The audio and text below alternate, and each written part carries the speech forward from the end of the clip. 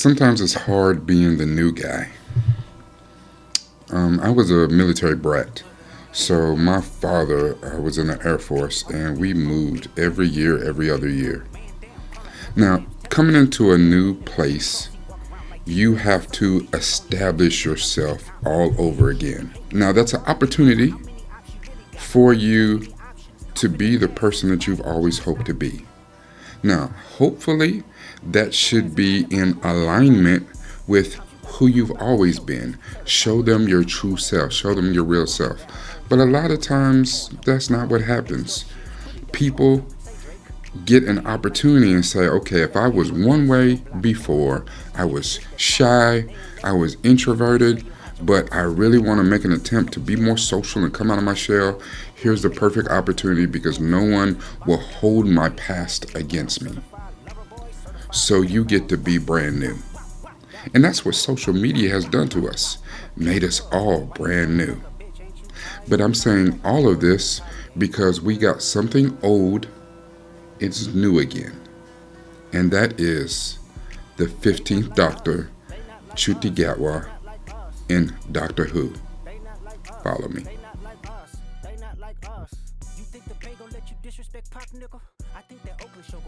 Hello, Governor.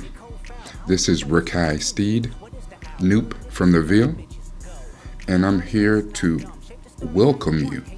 If you are new to my channel, if you are new to Centel's channel, welcome. We understand that our audience is going to be open to a brand new audience because of Disney Plus. And I understand Disney is part of the evil empire. However, we have a brand new opportunity to bring Doctor Who to more people than ever before. The BBC has done a wonderful job for 60 plus years. But whatever's going on in the government in England, Disney had a chance to step in and say, let us help you. Let us distribute it to more people worldwide than ever before. And the only thing that I can really thank Disney for, thank you, Disney, is that they decided to keep their hands off. They added more money to the marketing, added more money to the budget for production, but there's like, hey, Russell T. Davies, do your thing. And I can't appreciate that more. And now we have a 15th Doctor who, if you have seen, if you've not seen, go into the description right now and see the reaction video that Centel and I did to the Christmas episode of 2023, where they revealed the new Dr. Ncuti. The crazy thing is that was the very first Doctor Who episode that Centel and I had ever watched. We had neither of us had ever seen a Doctor Who episode before. That was our first one. And it has led to this wonderful discovery, this wonderful journey that we have been on discovering Doctor Who, where we started at episode 1 in season 1 of the new Who. So that when it started back up in 2005 with Christopher Eccleston, he was wonderful as the Doctor. We had Billie Piper playing Rose. She was a fantastic companion. Christopher Eccleston was fresh off the war, the Time Lord's War that destroyed his family, that destroyed his planet, and he was the last Time Lord left, and he was bitter. He was hurt. He had some severe trauma. And, as a Time Lord, who do you go to for therapy? I'm sure you could go to any human, but they don't get it. They don't understand. They haven't seen what you've seen. They haven't been where you've been. They haven't experienced what you've experienced. And he's 1,000 years old. So, but he was hurting. And it was interesting to see him work his way through that hurt because of his companion. Rose brought him around, where even you could tell later on in the season that she had some real feelings for the Doctor, which again could be Nightingale syndrome, or that you're experiencing things with this person in such a way that she bonded to his trauma. Rose didn't have any real trauma going on in her life. She had, her boyfriend Mickey, who was kind of vanilla, but in the very first episode, he's kidnapped by the Autons and turned into a plastic mannequin version of himself. Um, she has a few things going on with her mother. Her only trauma that she's not really over is that her father was killed before she died. She never got a chance to meet her father. So she always has a lot of questions, what ifs, and things like that. And as we see her work through or not work through some of those issues as the season goes on. But in the final episode of season 1, he goes out of his way to save Rose. But doing that, he becomes damaged to the point where it kills him. But being a Time Lord, you don't really die. You regenerate. And from what I understand, you can regenerate a total of 13 times. But number 13, that's your last one. So not like a cat who have 9 lives, they got 13 lives. Lucky number 13. He regenerates, and we see that regeneration happen right at the end of season 1. Rose is like, what the hell? And then the Christmas episode with the Sycorax attack Earth, attack London, we are introduced at the last episode of season 1 to David Tennant, who David Tennant I have always thought was a fantastic actor.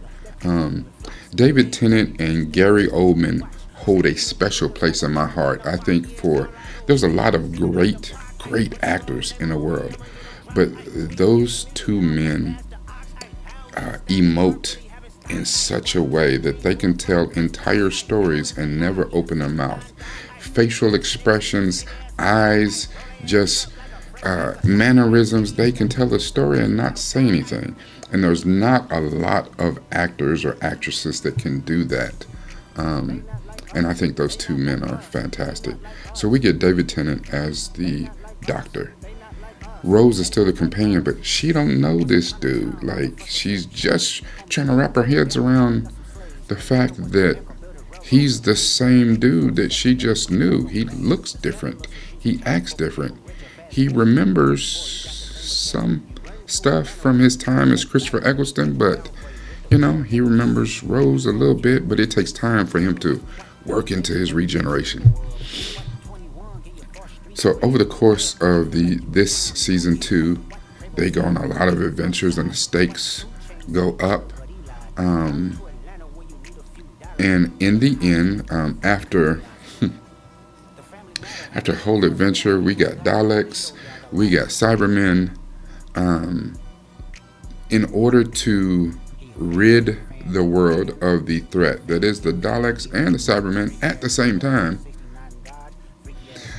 Rose sacrifices herself, and her father that she never knew lived in an alternate universe with a different version of Rose's mother, and Rose was never born there. Rose's mother is killed in that universe. So Rose's father becomes kind of a freedom fighter because the Cybermen took over his universe first. So in the end, Rose sacrifices herself, and her mother, Mickey, and her father from that universe all elect to be in that universe to save our universe, or keep the two from merging. Very, very Into the Spider-Verse kind of stuff going on here. But that is the end of Rose. And you could tell that Rose and the doctor, that Rose was in love with the doctor, and the doctor, he really loved Rose, because not only did she help him deal with his trauma and move out of where he was from season 1 and the end of the Time Lords War, the Time War, but she really helped him start to become a person and see all the value that there was in humans in season 2. So we move into season 3, which so far, that's as far as we've been. Centel and I have done 1, 2, and 3 so far, and we get a new companion in Martha. And Martha is absolutely wonderful. She is studying to become a doctor. Um, she is very, very easy on the eyes, if you know what I mean. Yeah, yeah. And don't don't pay attention to that. I don't know where that came from. My bad. I'm sorry, Freema. Anyway, long story short, Freema and David Tennant as the doctor, episode 1, he, puts full Riz out. He kisses her in a way that almost is just short of really passionate. And he said that was to rub some of his DNA off on her. There's a lot of things you could have done to rub DNA off on a person. I don't know, but that was a good one. And of course, in this day and age where we live today, listen, sir, that's assault. You didn't kiss that one without her permission, even though the look on her face was like, yeah, daddy. Anyway, I don't know where that came from. My bad. But Martha is swept off her feet by the doctor. However, the doctor is still in mourning over Rose. So for this entire season, he doesn't see Martha. He can't see her. He cares about her. He feels really good about her, and he likes her as a companion. But because he is not over Rose, he can't see her in that way. Wow. I am really in the matrix. I don't know what's going on. My computer just does not want me to give this goodness to y'all lately. It's wild. Anyway, it's crazy. All that is to be said is we are led. That's as far as we have gotten. I am aware of Matt Smith, who I really like as an actor. I'm aware of Peter Capaldi.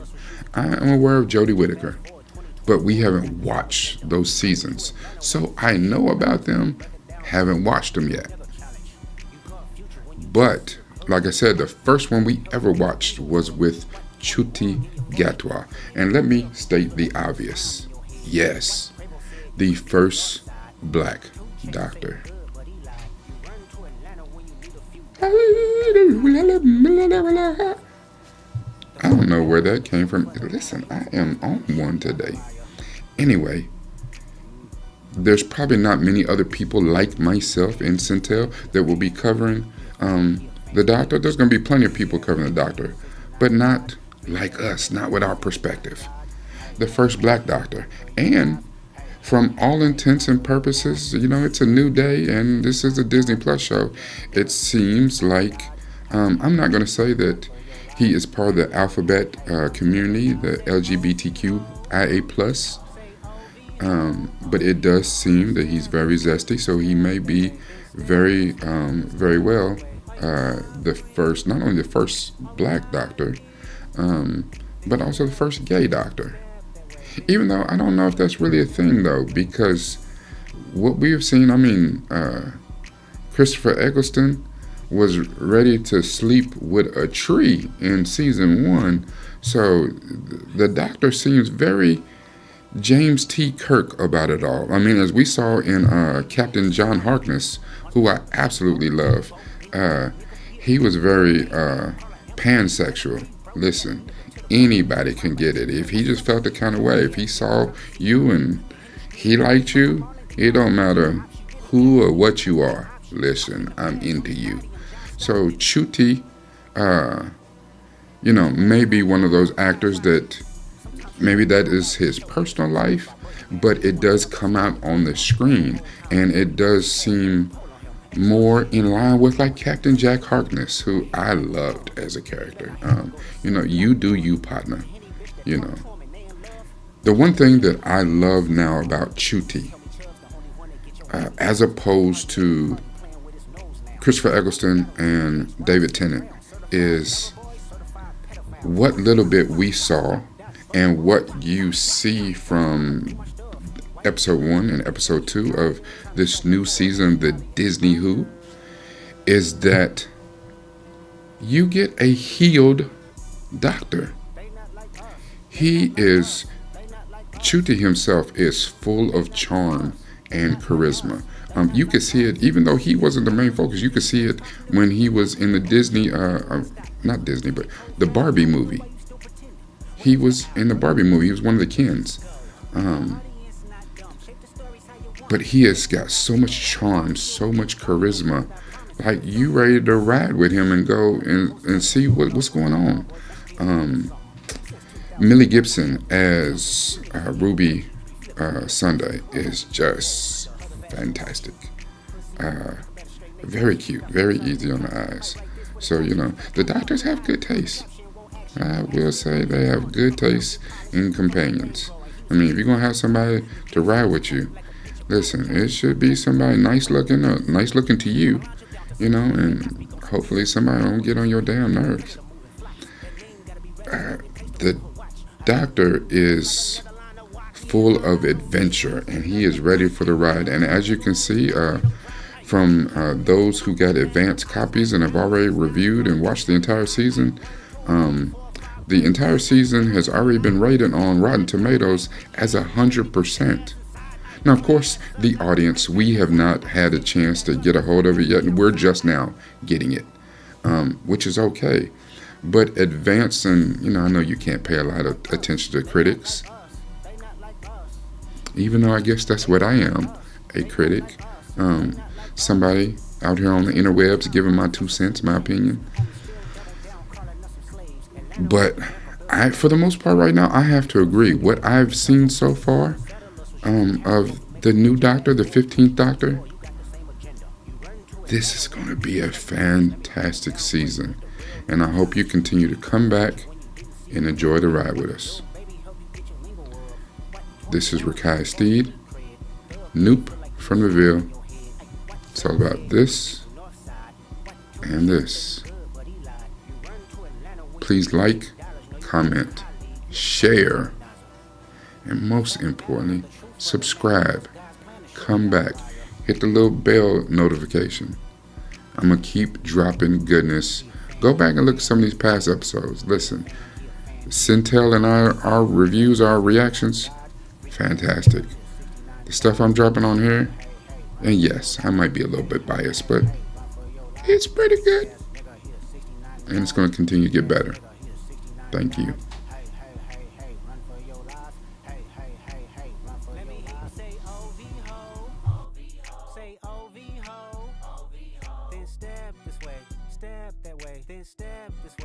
Step that way. Are you my friend?